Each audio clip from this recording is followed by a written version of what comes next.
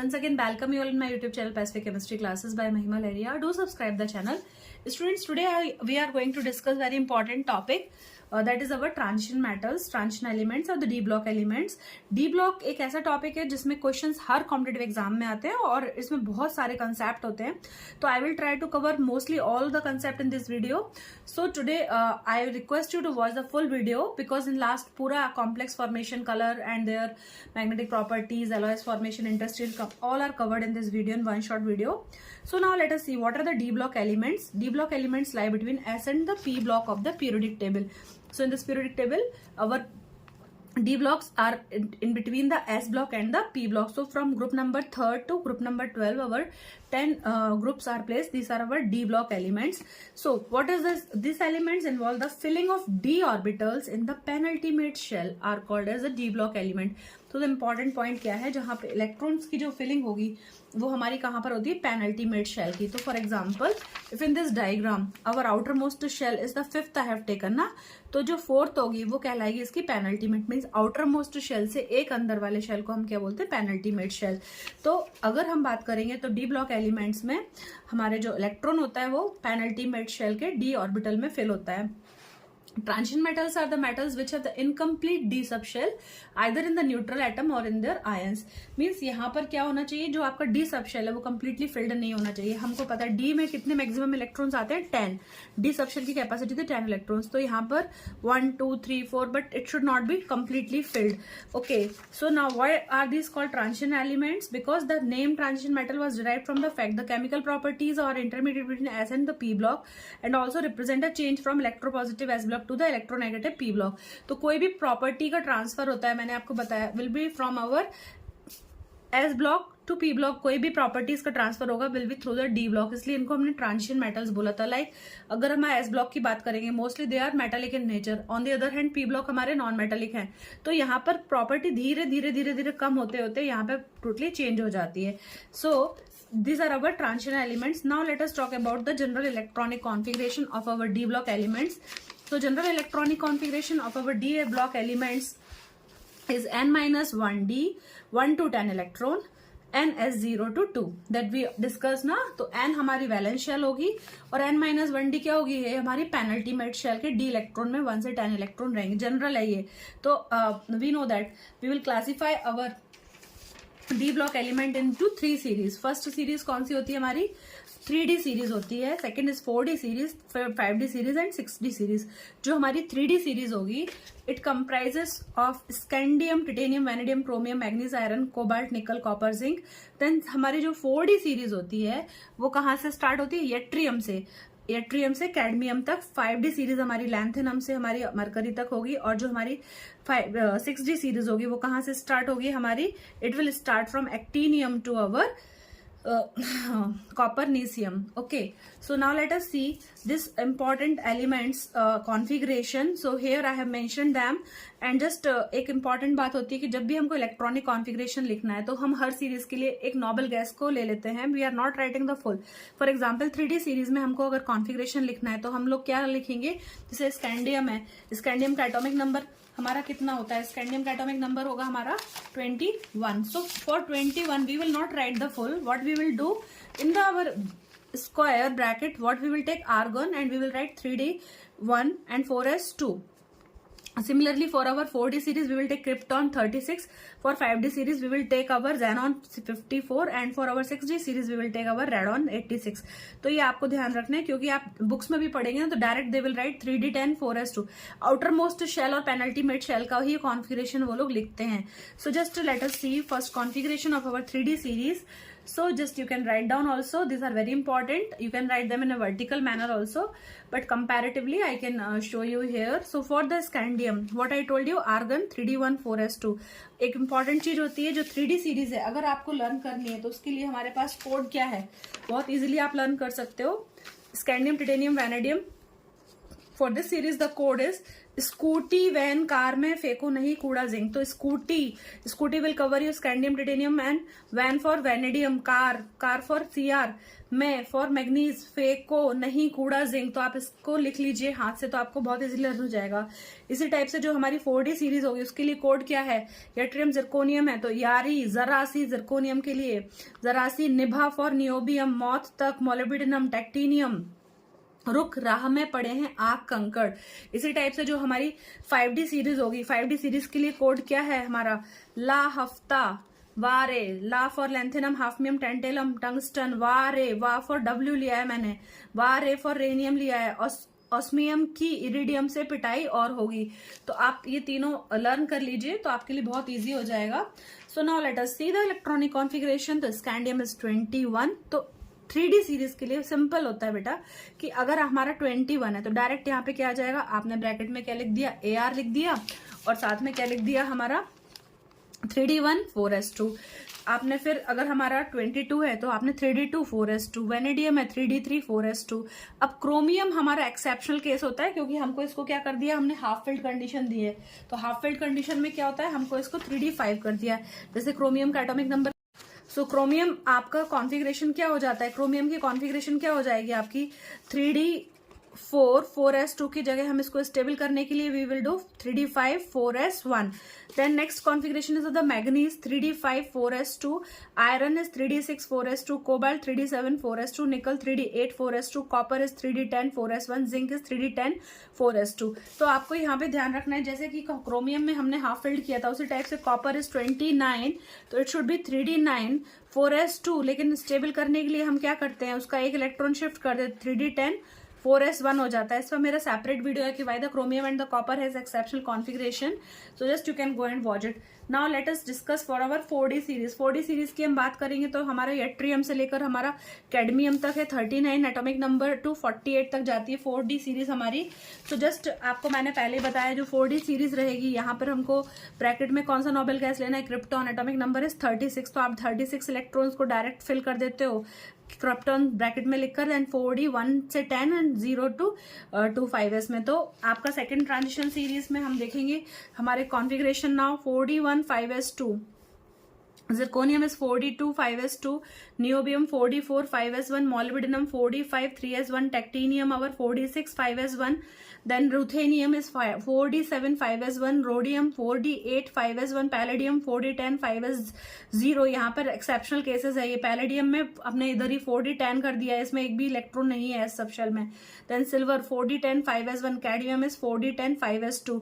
Now we will talk for the lanthanide. 5D series है, 5D series में मैंने आपको बताया आपको क्या लेना पड़ेगा, आपको जेनॉन लेना पड़ेगा। जेनॉन का एटॉमिक नंबर कितना है, 54 है, और यहाँ पर जो आपका F सब शेल रहेगा उसमें भी 4F रहेगा, उसमें 14 इलेक्ट्रॉन्स फिल हो जाएंगे, बट वो हम डी ब्लॉक की कॉन्फ़िगरेशन में नहीं लिखते हैं। तो आपकी कॉन्फ़िगरेशन क्या हो जाएगी, 5D1 6s2, hafnium 5D2 6s2, tantalum is our 5D3 6s2, tungsten 5D4 6s2, rhenium our 5D5 6s2, so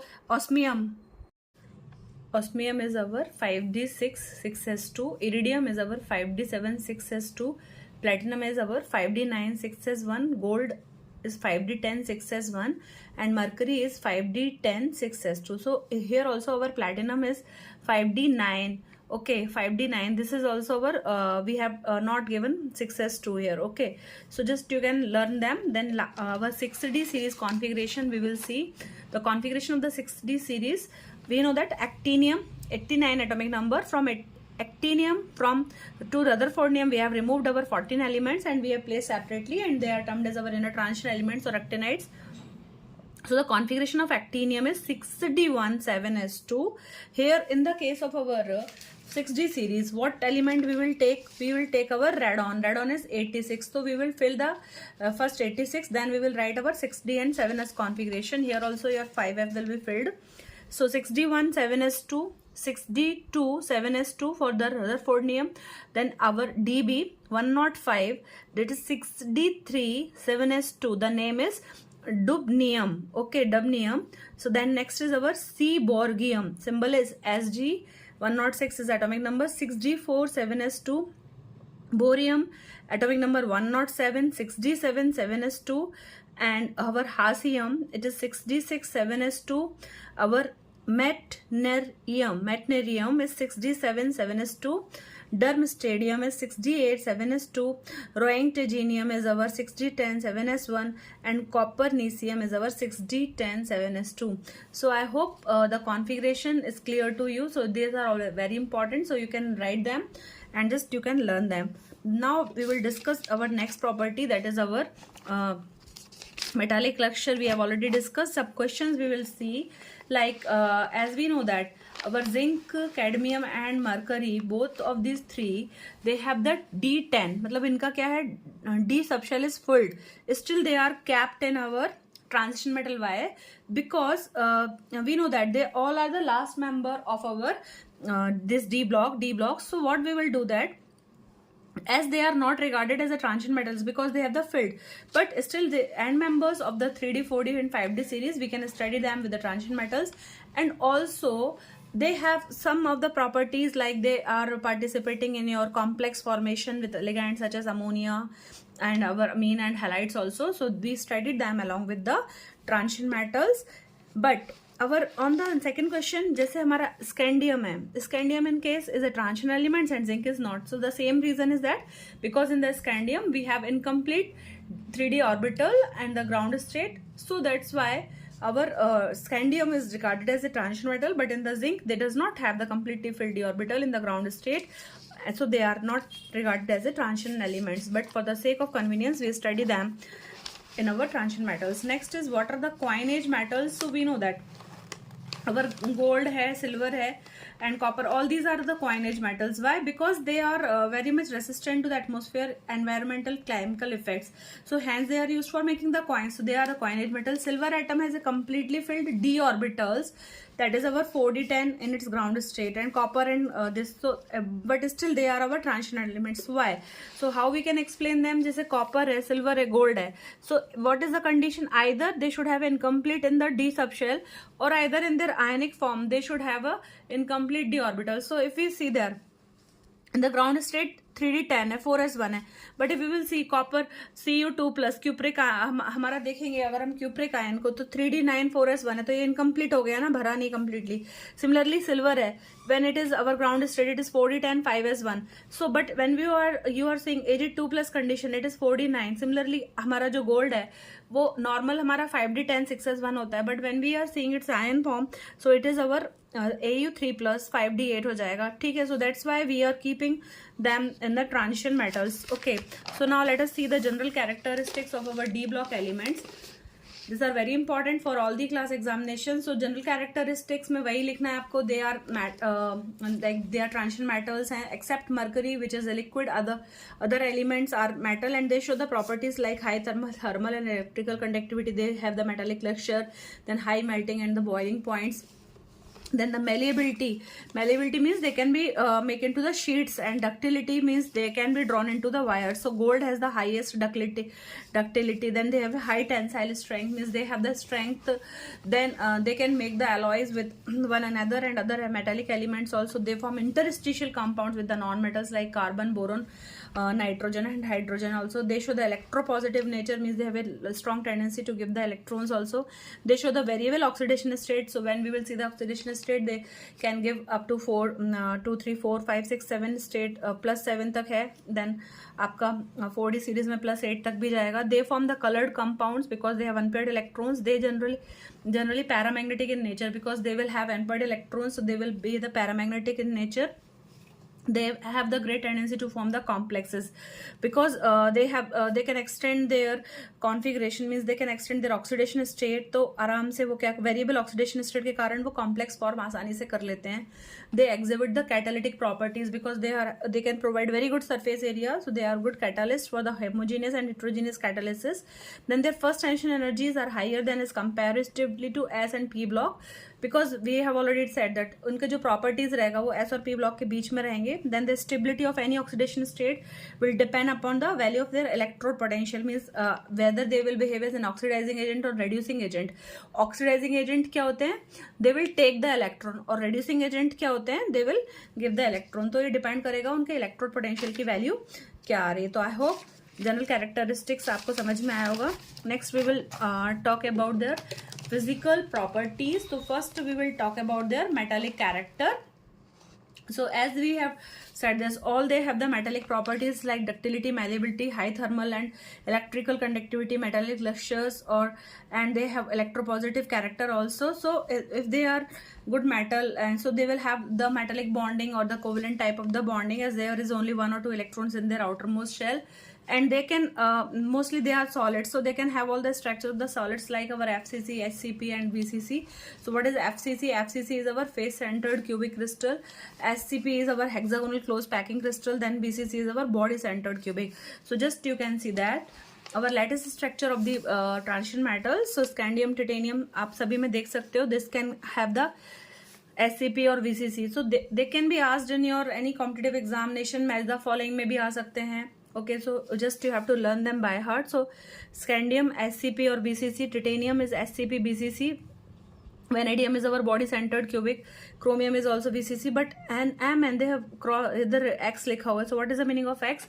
X means they will have the typical metal structure, and our zinc also will have the typical metal structure, cadmium, zinc and mercury, because they have the full complete shell है ना, तो इसलिए इनका typical metallic structure होगा at the normal temperature. So other will have either BCC or CCP or HCP also along with them.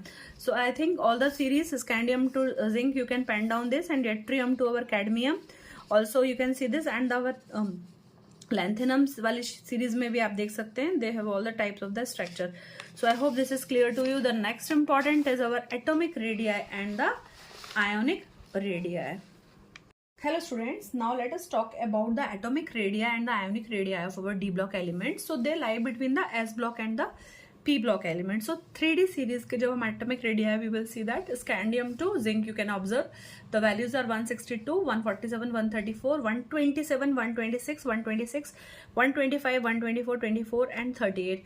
So what is this? Why seeing this 3D series? What आपको क्या समझ में आ रहा है? तो आपने देखा starting में the values are high, 162 picometer थी, but as we move from left to right, our size goes on decreasing. So the main reason of this is our increased nuclear charge.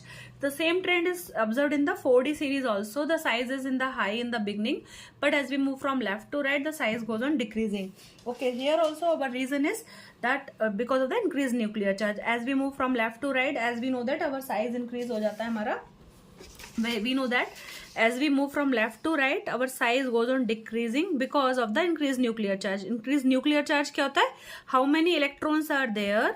That many protons will be there. If suppose इधर पे 21 electron है scandium में, तो nucleus में कितने proton होंगे? 21, because atomic number is equals to the number of electron and it is equals to the number of equal होता है ना, जितना इलेक्ट्रॉन है उतने ही प्रोटॉन है. तो अगर हमारा इलेक्ट्रॉन बढ़ रहा है तो हमारा प्लस चार्ज भी बढ़ रहा है, एंड जितना प्लस चार्ज और माइनस चार्ज बढ़ेगा तो साइज में क्या होगा? अट्रैक्शन होगा प्लस और माइनस के बीच में. तो as a result of this जो हमारा साइज होगा वो डिक्रीज हो जाएगा. ओके, तो आपको ये चीज समझ में आई कि as we move from left to right the size goes on decreasing because of the increase nuclear charge. लेकिन आप जब मिड ऑर्डर देखते हैं तो आप तीनों सीरीज का नोट डाउन कर लीजिए. 4D सीरीज में भी हमारा सेम है और 5D सीरीज में भी हमारा लैंथेनम टू हम मरकरी की तरफ जाते हैं तो साइज स्टार्टिंग में हाई होता है, then it goes on decreasing. So the reason is the same, nuclear charge. Now just we will see this by graph in your NCERT textbook. So just you can see this diagram. It is given here, trends in the atomic radii of the transition elements. Here they have given the radius in the nanometer. So just you can see that here आप जो green line है ये हमारी 3D series की होती है, और scandium titanium just you see the values. पहले हमारी कितनी वैल्यूज थी? 160 हाई था, फिर धीरे धीरे वो डाउन हो रहा है और एंड में बढ़ रहा है. Similarly blue line is for our 4D series, तो एट्रियम से then in middle they are near about same, then last में बढ़ रहा है. The same for your lanthanides वाला भी 5D सीरीज में भी देखिए आप, स्टार्टिंग में वैल्यू हमारी 180 थी, then 187, it goes on decreasing and middle में it will be the same and last में हमारा बढ़ रहा है. So now let us understand what is the reason कि जो मिडिल वे है वहां पे हमारी जो वैल्यू है वो ऑल ऑफ सडन हमारी क्या हो रही है? मिड वे में सेम रह रही है ना. In the end again the slide increases है ना. So now let us see the main important reason for this is our shielding effect and our effective nuclear charge. So students, what is the shielding effect and effective nuclear charge? इसको समझने के लिए Let us understand. So suppose this is a nucleus. These are our electron in the various orbits. तो यहाँ पे अपन को मालूम है 1s2, 2s2, 2p6, 3s2, 3p6, 3d10 and 4s2. हम सिंपल एक d एलिमेंट का कॉन्फ़िगरेशन लेंगे. तो आपको ये समझना है कि जो हमारा न्यूक्लियस है और जो हमारे आउटर मोस्ट शेल के इलेक्ट्रॉन होते हैं उनके बीच में अट्रैक्शन होगा, बट जो हमारे आउटर मोस्ट शेल के जो इलेक्ट्रॉन होते हैं वो उतना अट्रैक्शन फील नहीं कर पाते. यहाँ पे भी माइनस चार्ज है इलेक्ट्रॉन में और न्यूक्लियस पे कौन सा चार्ज होता है? पॉजिटिव. तो जितना अट्रैक्शन हमारे आउटर मोस्ट शेल के इलेक्ट्रॉन्स को फील करना चाहिए, वो ये जो बीच के इलेक्ट्रॉन्स है ना, ये सब क्या करेंगे? इनके कारण वो फील नहीं कर पाते. They will prevent a shield here. ये क्या कर रहे हैं? ये जो इंटरवेनिंग इलेक्ट्रॉन है इनको हम क्या बोलते हैं? इंटरवेनिंग मीन्स अंदर के जो बीच के जो हमारे इलेक्ट्रॉन्स होते हैं वो आउटर मोस्ट शेल के इलेक्ट्रॉन्स को न्यूक्लियस से अट्रैक्ट नहीं होने देते. क्यों नहीं होने देते? क्योंकि ये पूरा एक शील्ड क्रिएट कर देते हैं, एक गेट बंद कर देते हैं भाई. न्यूक्लियस से बाहर के इलेक्ट्रॉन्स बिल्कुल पर्दा डाल देते हैं यहाँ पे, वो नहीं पूरी तरह से उसके असर में आ पाता. ओके, और क्या होगा? ये जो हमारा इलेक्ट्रॉन था, इधर इतने सारे इलेक्ट्रॉन होते हैं, यहाँ पे रिपल भी करेंगे उसको. They prevent the attraction and also will ripple. ये भी माइनस चार्ज है और ये सभी इलेक्ट्रॉन्स पे भी कौन सा चार्ज होता है? माइनस. तो ये क्या करेंगे? वहां पे माइनस माइनस रिपल्शन करेंगे and they don't take the nucleus directly. Intervening electrons क्या करते हैं? शील्ड. तो ये तो हो गया हमारा शील्डिंग इफेक्ट. क्या होता है? जब बाहर के इलेक्ट्रॉन हमारे न्यूक्लियस का अट्रैक्शन को फील नहीं कर पाते हैं तो ये this is known as our shielding effect. Now what happens in the case of our 3D series? तब हमने देखा कि स्टार्टिंग में हमारा जो न्यूक्लियर चार्ज था वो ज्यादा था. तो हमारे जब जैसे जैसे हमारा एटॉमिक नंबर बढ़ा, स्कैंडियम से टिटेनियम तक, स्कैंडियम टू अवर जिंक तक, तो हमारा क्या हुआ?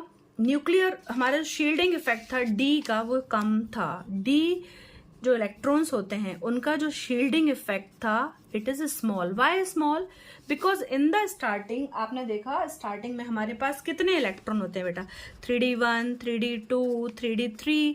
तो ये जो हमारे स्कैंडियम, टिटेनियम और वेनेडियम कंडीशन होती है तो यहाँ पर न्यूक्लियर चार्ज हमारा क्या हो जाता है? वो हावी हो जाता है. तो वो क्या करता है? उसके साइज को छोटा करता जाता है. लेकिन अब भाई जैसे ही हम क्रोमियम पर पहुंचते हैं, 3D4 पे जाएंगे, तो क्या होगा? वहां पर जो हमारे नंबर ऑफ इलेक्ट्रॉन्स है वो धीरे धीरे बढ़ता जा रहा है.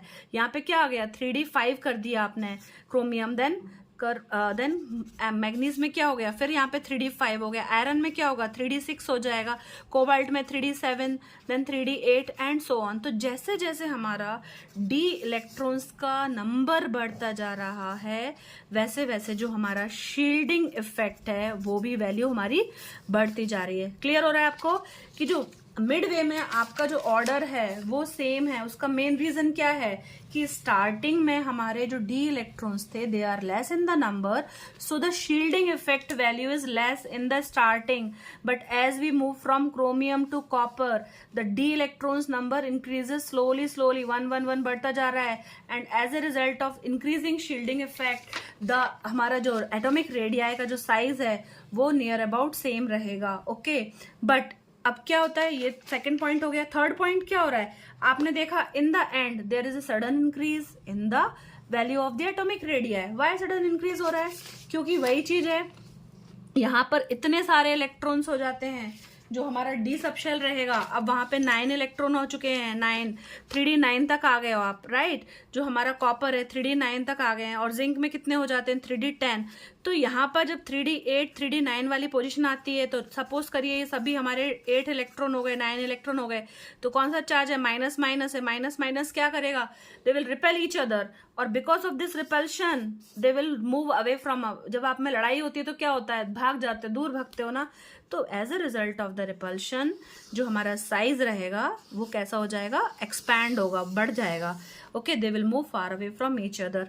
ओके, और यहाँ पर जो हमारा इफेक्टिव न्यूक्लियर चार्ज वाला फैक्टर है वो काम नहीं करेगा. मीन्स हमारा जो हमारा एटॉमिक रेडियाई है उसका साइज बढ़ जाएगा और जो हमारे प्लस माइनस है वो दूसरे को काउंटर बैलेंस करते में रहेगी. और एंड ऑफ द सीरीज में electron repulsion will increase between the electrons in the same orbital and greater the attractive forces due to the increased nuclear charge.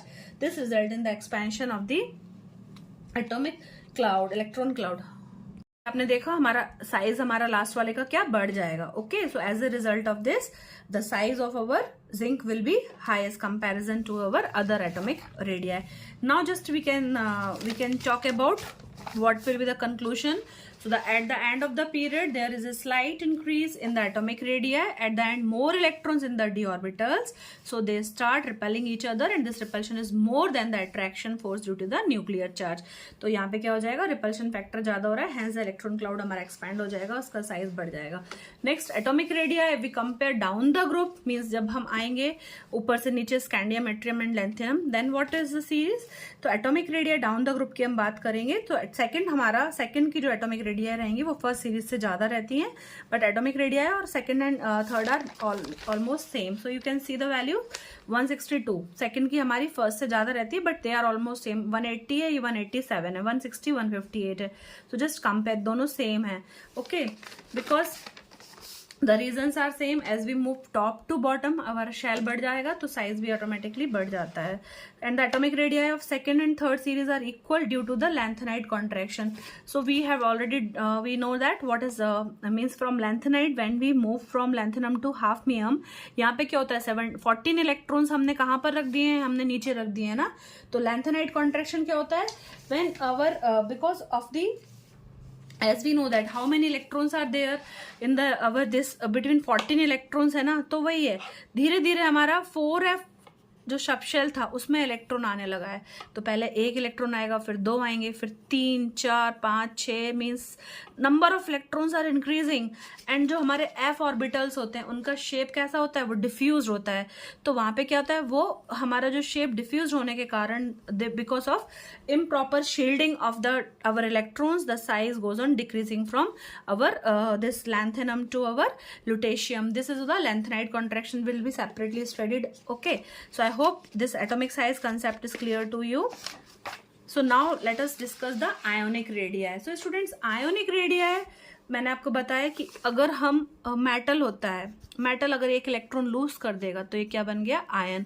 तो जब हम एटॉमिक रेडियाई की बात कर रहे थे तब हम उसके टोटल इलेक्ट्रॉन्स पढ़ते हैं, but when we are talking about the ionic radii we have lose 1 or 2 electrons, तो इनको हमने क्या बोला, आयन. सो ना उसमें भी ट्रेंड हमारा वही रहेगा, same as our atomic radii. Ionic radius are different in the different oxidation state. अब ऑक्सीडेशन स्टेट क्या होती है, कितने इलेक्ट्रॉन्स उसने लूज कर दिए है ना. अगर मान लीजिए 2 इलेक्ट्रॉन दे दिया तो चार्ज आ जाएगा 2+, अगर 3 इलेक्ट्रॉन लूज कर दिया तो चार्ज आ जाता है हमारा 3+. तो अभी हम देखेंगे जो आयोनिक रेडियाई होते हैं, the decreases with increase in the oxidation state. Simple सी बात है कि जब आपने इलेक्ट्रॉन ज्यादा दे दिए हैं तो आपका साइज थोड़ा सा छोटा हो जाएगा, राइट. सपोज आपने 1 इलेक्ट्रॉन लूज किया है, दिस इज अ शेल और सब शेल. ओके, अभी 1 इलेक्ट्रॉन था, ओके आपने 1 इलेक्ट्रॉन लूज किया, there will be decrease small in the size. Okay, कुछ तो पार्ट गया ना इलेक्ट्रॉन के साथ, भले नेग्लिजिबल होता है, but if we lose 2 electron the size will be more small. If we lose 3 electron तो हमारा जो साइज है वो थोड़ा सा और छोटा हो जाएगा. तो जो M+ है वो बड़ा होगा, M2 उससे छोटा होगा और M3+ हमारा उससे भी छोटा होगा. तो ये तो आपको क्लियर हो गया. Just you can see here, depend करेगा ना ऑक्सीडेशन स्टेट कौन सा जो हमारा एलिमेंट है वो कौन सी ऑक्सीडेशन स्टेट रखता है. जैसे आपने देखा है जो Mn है, मैग्नीज है, वो +7 तक रखता है, लेकिन यहाँ पे हम डिस्कस कर रहे हैं जब M2+ होगा तो उसकी हमारी जो आयनिक रेडियाई होगी पिकोमीटर में it is 80, and when it will lose 3 electron it will B 66. Okay, so you can see the trend. The ionic radii of the transition metals are smaller than those of our S block and the P block belonging to the same period. अब ये हमारे जो ionic radii हैं ये छोटे होते हैं because as we know that अगर हम लेफ्ट टू राइट चलते जाएंगे तो हमारा साइज तो छोटा होता जा रहा है, और ये जो साइज होते हैं ये बहुत हमारे कैसे रहते हैं, S block के साइज हमेशा बहुत बड़े रहेंगे ना. Size goes on decreasing as we move from left to right in the periods. Now let us talk about our ionization enthalpies. So what are our ionization enthalpies? So we can see that ionization enthalpies or the ionization energy, it is represented by IE. ionization energies भी बोल सकते हैं और ionization enthalpies भी बोल देते हैं, because in this process our energy is required, so the heat changes तो होंगे ही होंगे. So there is an increase in the ionization energy on moving from left to right as the atomic number increases. अब क्या हो रहा है, अब इसको समझते हैं, what is ionization energy. Ionization energy क्या होता है बेटा, जब हम कोई भी एक इलेक्ट्रॉन को रिमूव करते हैं आउटर मोस्ट शेल से, तब वहां पे जो अमाउंट ऑफ एनर्जी रिक्वायर्ड होती है उसको हम क्या बोलते हैं, आयोनाइजेशन एनर्जी। फॉर एग्जांपल, अगर मान लीजिए हमको एक इलेक्ट्रॉन रिमूव करना है, तो अगर मान लीजिए स्कैंडियम है, तो क्या एटॉमिक नंबर है 21, तो इट इज अवर 3d14s2। तो अगर हम मान लीजिए हम एक इलेक्ट्रॉन रिमूव कर रहे हैं, तो हमको जो एनर्जी रिक्वायर्ड होगी, फर्स्ट इलेक्ट्रॉन जब हमारा रिमूव होगा, that energy is known as first ionization energy. जब हम सेकंड इलेक्ट्रॉन को डिस्टर्ब करेंगे तो वो एनर्जी क्या हो जाएगी, सेकंड आयोनाइजेशन एनर्जी। जब हम थर्ड इलेक्ट्रॉन को रिमूव करेंगे, that energy is known as third ionisation energy. Means आप पहला इलेक्ट्रॉन निकाल रहे हो तो फर्स्ट आयोनाइजेशन एनर्जी कहलाएगा, सेकंड इलेक्ट्रॉन रिमूव हो रहा है तो सेकंड आयोनाइजेशन एनर्जी। तो ये थोड़ा सा कंडीशन होता है कि फर्स्ट आयोनाइजेशन एनर्जी आप देखिए, तो if we will see the values of our ionization energy, the first ionization energy 631, लेकिन जब आप सेकंड इलेक्ट्रॉन को रिमूव कर रहे हो तो यही वैल्यू जस्ट डबल हो जा रही है, और जब थर्ड इलेक्ट्रॉन को रिमूव कर रहे हैं तो values are lust more than the triple.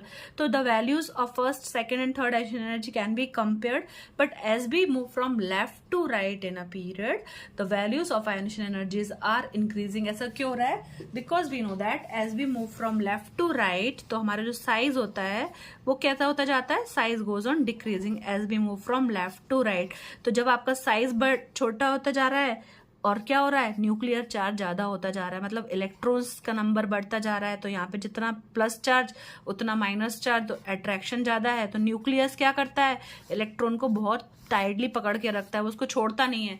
तो जब ऐसी कंडीशन रहेगी, इलेक्ट्रॉन को रिमूव करना है तो हमें उसको ज्यादा एनर्जी देनी पड़ेगी जिससे कि इलेक्ट्रॉन हमारा रिमूव हो सके। तो इसलिए आप देख रहे हैं कि जो हमारा साइज है वो हमारा डिक्रीज होता जाता है as the nuclear charge increase होता है, इसलिए जो आयोनाइजेशन एनर्जी की वैल्यू होती है left to right, it goes on increasing. Just we will see that जो हमारा ionization energies of our D block होते हैं, इनकी जो वैल्यूज रहेंगी, they are lying between our S block and the P block values. और जो हमारा जो first ionization energy of D block होता है उसकी वैल्यू एस से ज्यादा होंगी लेकिन पी से कम होती है, तो ये इंटरमीडिएट वैल्यूज रहेंगी, आपको ये ध्यान रखना है।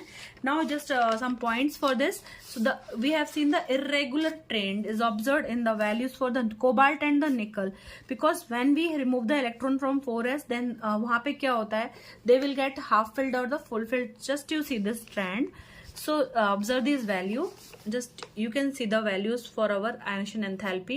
So here यहाँ पे क्या हो रहा था, यहाँ पे आपकी वैल्यूज थी 631, 656, 650, 53, यहाँ पे क्या हो गया 717, 762, 758, 736, तो अभी आपका 62 था, ये डाउन हो गया। तो there is some irregular trend is observed in the value for our cobalt and the nickel, then in the zinc it will increase. So just this points you have to remember. Then Mn2 plus or Mn plus higher as possible because of the higher effective nuclear charge, means as we know that हमारे पास how many, हम बहुत सारे oxidation state तक जा सकते हैं, like 7 plus तक जा सकते हैं, और ये सभी पॉसिबल होती है because one D electron can't shield another as they differ in the direction. Means यहाँ पर क्या होता है, जो शील्डिंग इफेक्ट होता है वो धीरे धीरे हमारा कम होता है और वो हम आसानी से इलेक्ट्रॉन्स को लेके जा सकते हैं। Then there are 3 possible terms which are responsible for ionization enthalpies. पहला तो आपका न्यूक्लियर चार्ज होगा, सेकेंड होगा repulsion among the electrons, third will be the exchange energy. तो ये थोड़ा सा समझना पड़ेगा एक्सचेंज एनर्जी क्या होती है। जब हम बात करेंगे कि हम डिपेंड करेगा कि हम इलेक्ट्रॉन कहाँ से ले रहे हैं, हम 4s से इलेक्ट्रॉन निकाल रहे हैं कि d से निकाल रहे हैं, क्योंकि यहाँ पर क्या है, जब आपने पढ़ा होगा 4s और 3d, एग्जाम्पल दे रही हूँ, तो इलेक्ट्रॉन किस ऑर्बिटल्स में से आप रिमूव कर रहे हो। तो जब हमने n+l रूल पढ़ा था तो we can determine the energy, कौन सा जो हमारा ऑर्बिटल है उसकी एनर्जी कम है, ओके, बिकॉज अफबाउ रूल में हम उस ऑर्बिटल में पहले इलेक्ट्रॉन फिल करते थे जिसकी एनर्जी कम होती थी। तो यहाँ पे जो हमारा s होता है इसकी वैल्यू होती है 0, और हमारा प्रिंसिपल क्वांटम नंबर n+l है, तो यहाँ पर 4+0, तो यहाँ पे हमको 4 मिल रहा था, यहाँ पे क्या होता है 3+2 है, तो ये आपका 5 हो रहा है। तो इस हिसाब से जो हमारा लेस एनर्जी ऑर्बिटल होता है ये हमारा 4s होता है। तो अगर इलेक्ट्रॉन हम लेस एनर्जी ऑर्बिटल में से रिमूव करेंगे तो वहां पे हमारा आयोनाइजेशन एंथैल्पी का वैल्यू अलग रहेगा, और हाई एनर्जी में हम रिमूव करेंगे, डी से रिमूव करेंगे या पेनल्टीमेट शेल के इलेक्ट्रॉन को रिमूव करेंगे तो वहां पर जो हमारी वैल्यूज रहेंगी वो हाई हो जाएंगी। तो this is the reason why our values of this the trend is irregular. And other things our zinc है, तो जिंक हमारा क्या होता है, वो बहुत स्टेबल होता है, दैट इज 3d10 4s2, तो स्टेबल कॉन्फ़िगरेशन। इधर से अगर आप इलेक्ट्रॉन रिमूव कर रहे हो, इट मीन्स आपको बहुत ज्यादा मेहनत करनी पड़ेगी। तो यहाँ पे जो जिंक की वैल्यू है वो कितना दिया है हमको, 906। So then ionization energy of our all the fulfilled, मतलब जो भी हमारा जिंक, कैडमियम, मर्क्यूरी सभी की हाई रहेंगी।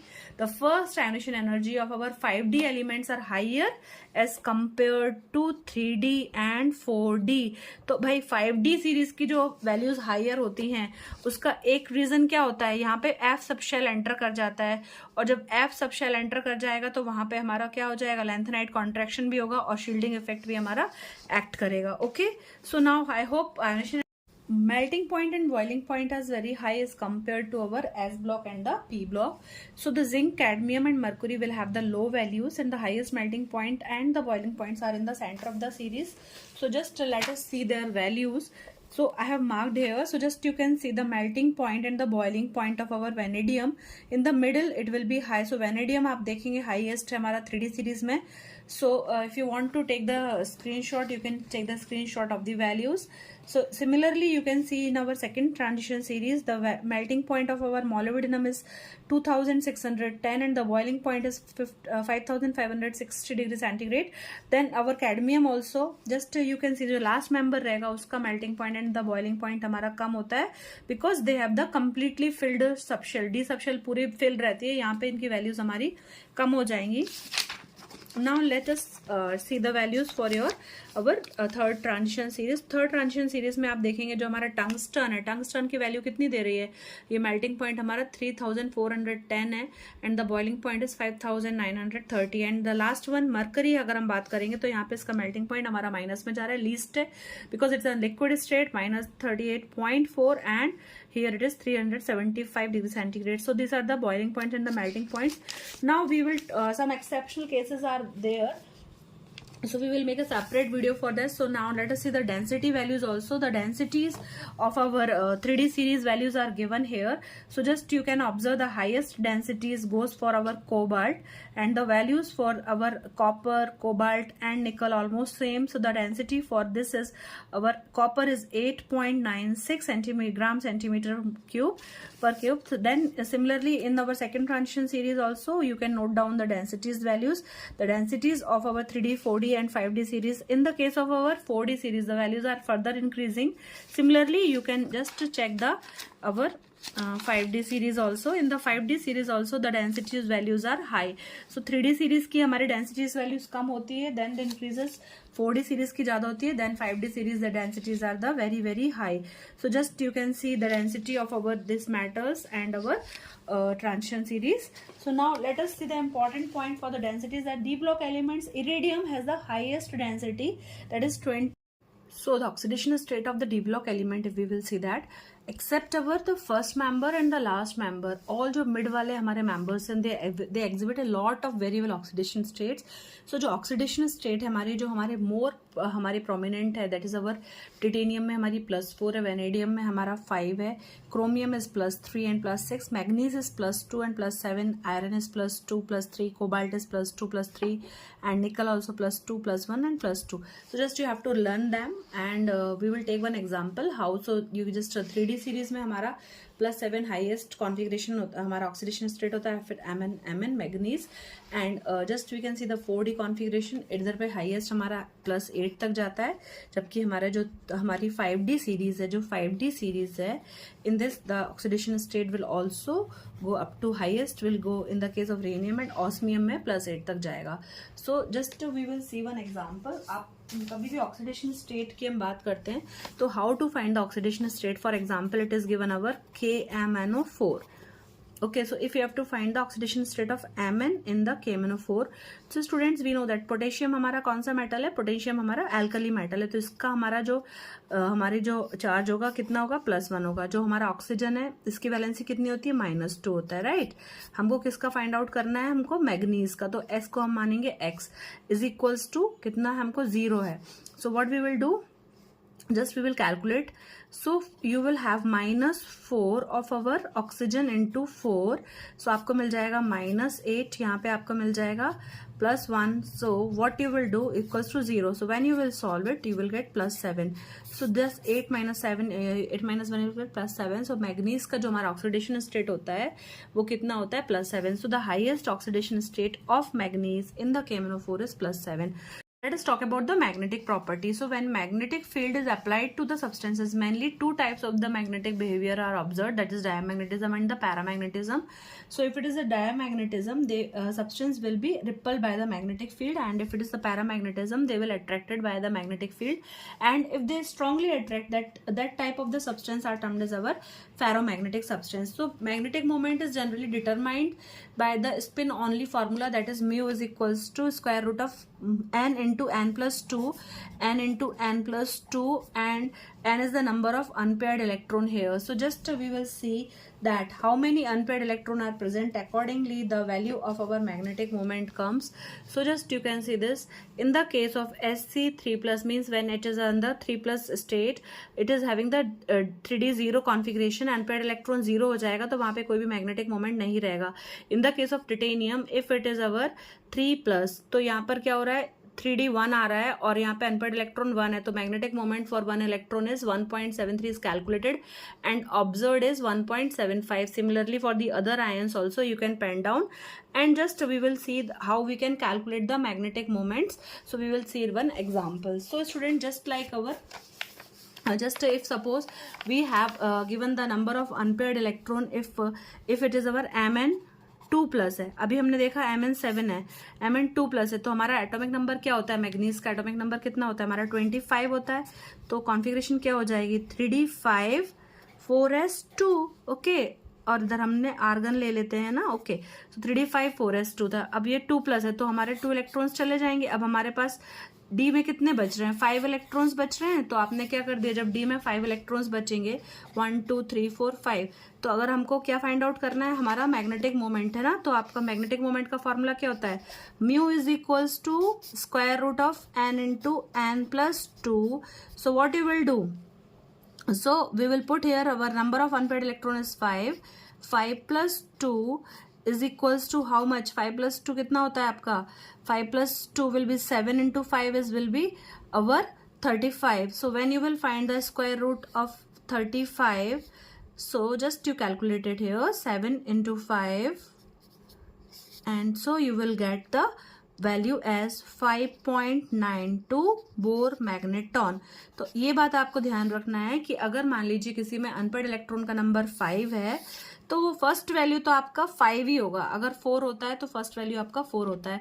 सो we will have the separate video for the magnetic properties because it is a very lengthy also. So just now let us talk about the colored ions formation by our colored ion and the complex formation.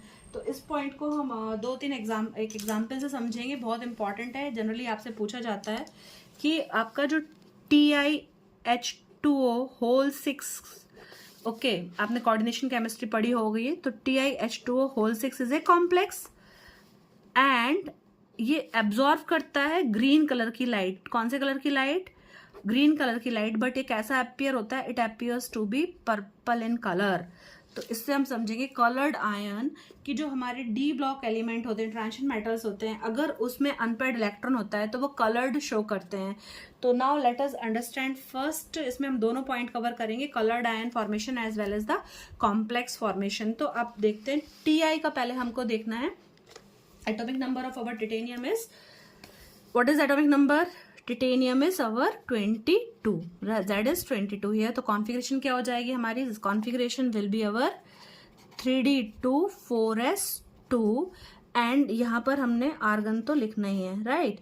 Now सबसे important चीज होती है कि आपको देखना है अगर complex दिया है, कॉम्प्लेक्स फॉर्मेशन भी आप समझ लीजिए 3+ चार्ज है, तो बेटा आपको पहले निकालना है इस पे चार्ज कितना है. इसमें हमारी जो टिटेनियम है वो किस ऑक्सीडेशन स्टेट में है. तो हमारा जो वाटर होता है, कॉम्प्लेक्स कैसे बनता है, कॉम्प्लेक्स बेटा हमारा फॉर्म होता है जब भी कोई हमारा मेटल है उसके साथ में अगर कोई लिगैंड होता है. Okay, just you see, metal के साथ में कोई लिगैंड होगा तो उसको हम क्या बोलेंगे, कॉम्प्लेक्स बोलेंगे. लिगैंड्स क्या होते हैं, लिगैंड्स ऐसी स्पीशीज जिसके पास कोई चार्ज होगा. जैसे हमारा वाटर है तो वो हमारा न्यूट्रल लिगैंड है। लेकिन जब हम वाटर की स्ट्रक्चर देखेंगे ना तो H2O होता है, तो ऑक्सीजन का जो डायपोल मोमेंट होता है, okay, because of it is means जो हमारे इलेक्ट्रॉन रहेंगे वो ऑक्सीजन की तरफ अट्रैक्ट रहेंगे, तो ऑक्सीजन पे पार्शियल नेगेटिव चार्ज आ जाता है। तो हम इस टाइप से ऑक्सीजन को शो करते हैं, राइट। इस पे पार्शियल नेगेटिव चार्ज और हमारे हाइड्रोजन पे पार्शियल पॉजिटिव चार्ज। तो ये चार्ज स्पीशीज हमारी रहेगी जो कि लिगैंड में जरूरी होता है। तो जब हम देखेंगे हमारा जो वाटर होता है न्यूट्रल होता है, तो इस पे चार्ज कितना है, 0 है। टिटेनियम का चार्ज फाइंड आउट करना है तो हमने ले लिया x प्लस, कितने हैं हमारे पास 6 वाटर मोल, कितना चार्ज दिया है +3। चूंकि वाटर इज न्यूट्रल लिगैंड, यहाँ पे कोई चार्ज नहीं है, इट मीन्स दैट कि हमारा जो टिटेनियम है वो किस ऑक्सीडेशन स्टेट में है, oxidation state of titanium is +3 here. समझ में आया आपको, लिगैंड का हमको चार्ज पता होना चाहिए। जैसे अमोनिया है तो अमोनिया पे भी कोई चार्ज नहीं होता, 0 होता है। इसी प्रकार से जब हमारा Cl होगा तो उस पर कितना होगा, -1 होगा, फ्लोरीन होगा -1 होगा, ये सेपरेटली कवर करेंगे हम। So now let us see the hybridization of our TiH2O whole 6 3+ complex. तो आपने देखा हमारा जो टिटेनियम था 3D2 4s2 और हम ले लेते हैं हमारे 4p ऑल्सो, राइट।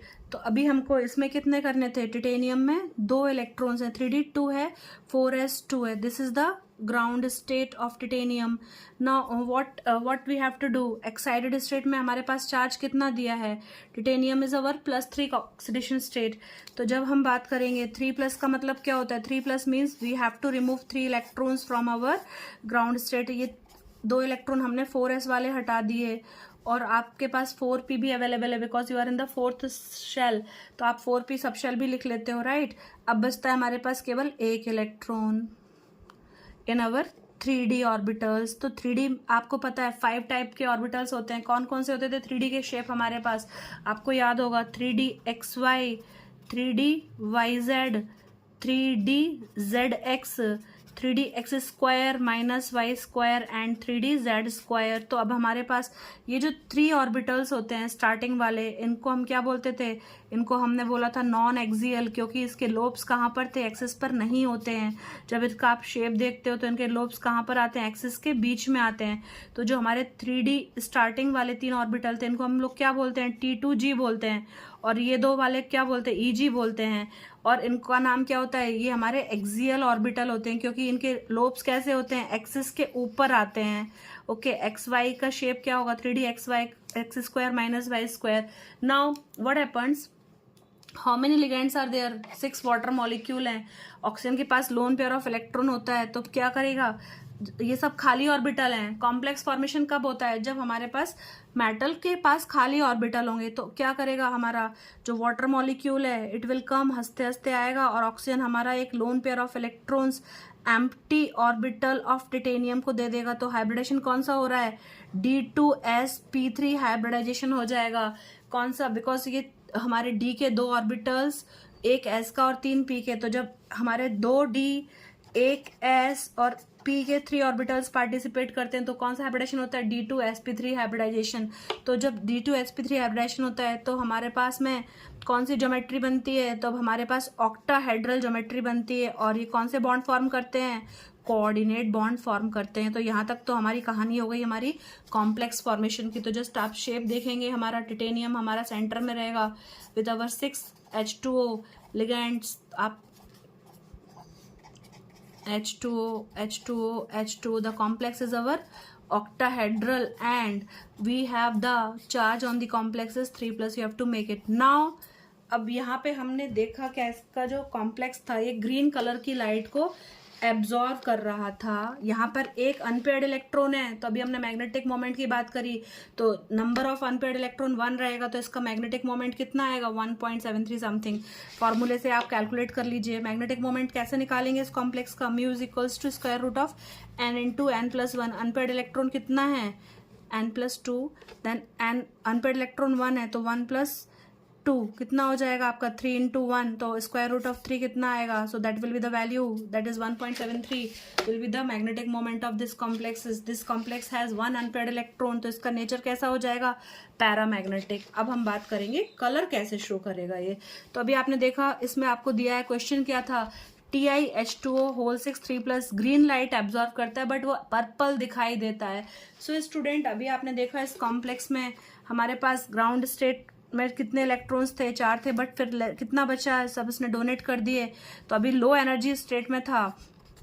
अब क्या होता है, जब हम इसके ऊपर हमारी ग्रीन लाइट, हमारा जो विजिबल रीजन होता है, आपने स्पेक्ट्रम देखा होगा, जो हमारा इलेक्ट्रोमैग्नेटिक रेडिएशन होते हैं, उसमें स्पेक्ट्रम की जो रेंज रहती है वो क्या होती है, जो हमारा विजिबल होता है वो 4000 आर्मस्ट्रॉन्ग से 8000 आर्मस्ट्रॉन्ग तक हमारा वेवलेंथ होता है उसमें। तो जो हमारा ग्रीन रीजन है, येलो रीजन है, it falls near about 5000 to 6000 के रेंज में आता है हमारा ग्रीन, हमारा रीजन। तो जब आप इसके ऊपर यूवी विजिबल रीजन की लाइट डालेंगे, कौन से रीजन की लाइट डालते हो आप, डाल रहे हो इसके ऊपर green, okay, green to yellow, that is our having the wavelength like 5000 से 6000 वेवलेंथ की लाइट डाल रहे हैं। तो क्या होता है, जो ग्रीन लाइट होती है उस ग्रीन लाइट का जो कॉम्प्लीमेंट्री कलर होता है, the green light complementary colour is purple. So that's why ये जब हम इसके ऊपर लाइट डालते हैं तो स्टूडेंट जो हमारा इलेक्ट्रॉन होता है वो हमारा, ये जो 3 ऑर्बिटल थे, कौन कौन से, 3D XY YZ 3D ZX, इधर पर इलेक्ट्रॉन था। Now by absorbing the light this electron jump to our EG orbital, higher energy orbitals में चला जाता है, means this absorb the light.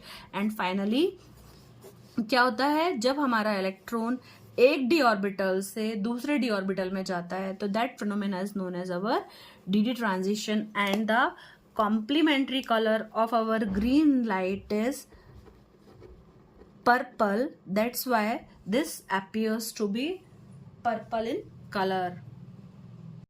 So now you can see the complexes, if they will have the configuration 3D0 and if they will have the oxidation state of +3, this compound will appears to be colorless.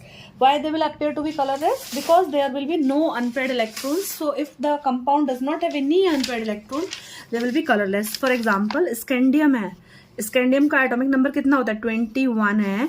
If we will write the configuration, so what it is, argon 3D1 4s2, ये 2 electron दे दिए, ये electron दे दिए, तो अब इसके पास क्या हुआ, stable configuration हो गई। आर्गन का 18 होता है, so now it is isoelectronic with the argon. तो जब कोई अनपेयर्ड इलेक्ट्रॉन ही नहीं है तो ये कंपाउंड कैसा होगा, neither this compound will show the magnetism, neither this compound is showing the any colour, क्योंकि जब इलेक्ट्रॉन के ऊपर लाइट फॉल होगी तब वो जंप करके एक्साइटेड स्टेट में जाता है। दैट फिनोमेना वी स्टडीड ना, DD transition.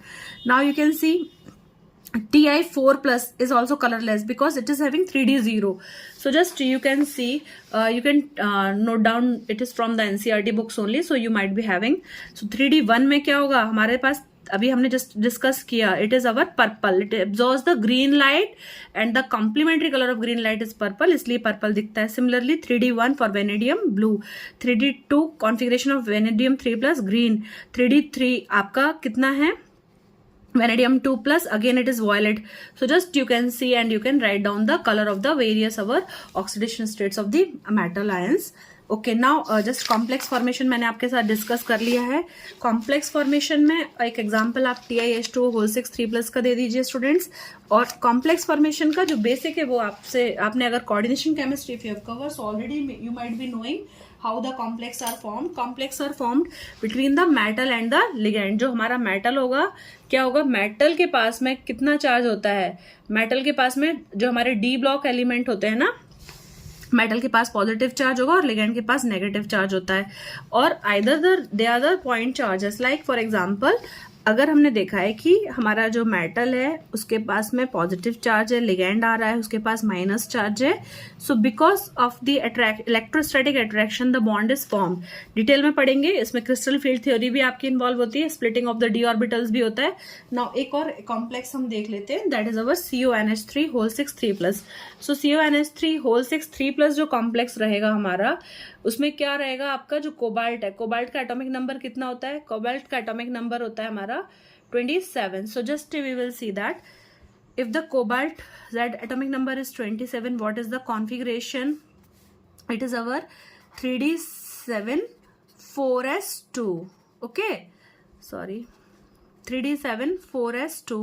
So when what is the charge here, it is given 3+ again. So just if we will see the cobalt in the ground state configuration, तो कितना हो जाएगा आपके 7 electrons आपको show करना है, and we will write 3D, this is 4s, this is 4p. So 7 दिए है 1 2, 3, 4, 5, 6 and 7, and 4s2. So what is the charge given? First we have to find the charge on the our cobalt atom.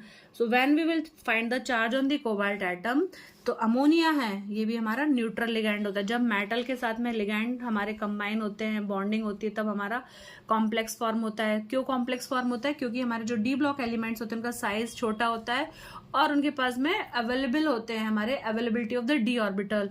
So just we will see what is the charge. So just we will see the charge. Cobalt का कितना ले लेंगे हम, x, और ammonia का कितना मान लेंगे. अमोनिया का हमारे पास रहता है 0 चार्ज. कोबाल्ट पर चार्ज कितना फाइंड आउट करना है, that is equals to how much is given, +3. So there are 6 ammonia. So multiplying करेंगे तो x इज इक्वल्स टू कितना आ जाएगा, इट विल बी +3.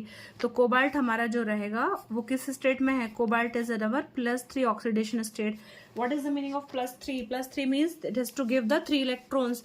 सो जब हम उसका एक्साइटेड स्टेट वाला कॉन्फिगरेशन लिखेंगे, 1 2 3 4 5 ऑर्बिटल्स, 4s 4p को हम साथ में लेते हैं because they are in the 4th shell में हैं, तो हम उनको साथ में लेके चलेंगे. नाउ व्हाट हैपेंस, ये हमारा और एक ही इलेक्ट्रॉन चला गया.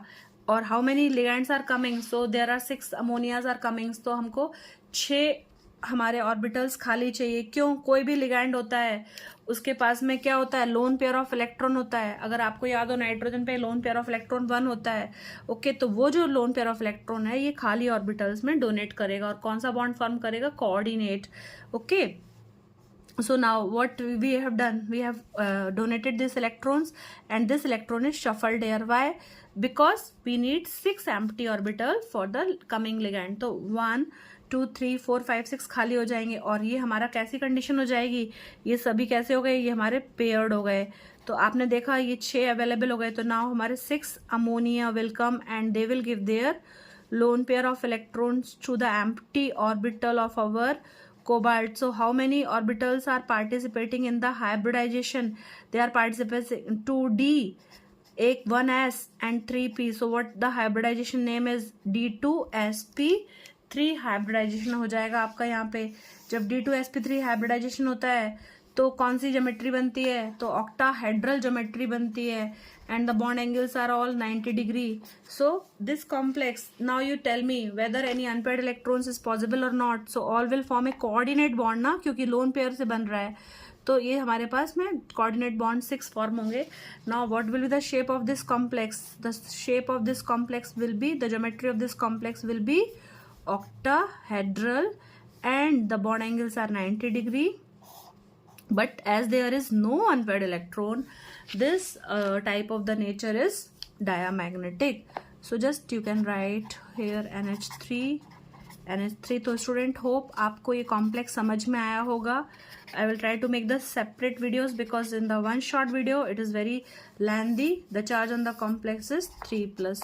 Okay, so this you can write in your notes. So now what are the catalytic properties of the D block elements? So we know that D block elements are very good catalysts. The main reason is that they provide a very good surface area for any reactions. So there are lots of catalysts. I have one short also. So why they are showing the catalytic property? Because they have the very well oxidation state. Means +2, +3, +4, +7 तक जाती है. They provide very good surface area. For example, vanadium is used in the manufacture of our H2SO4 as a vanadium pentoxide. Then cobalt is used in the Fischer-Tropsch process for the petroleum synthesis and all process. Nickel is used in the dehydrogenation of oil to fats. Then platinum is also used in the contact process. Our iron and the molybdenum are used in the Haber's process of ammonia manufacturing.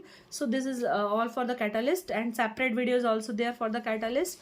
Now then हमारे D block elements, they form very good interstitial compound.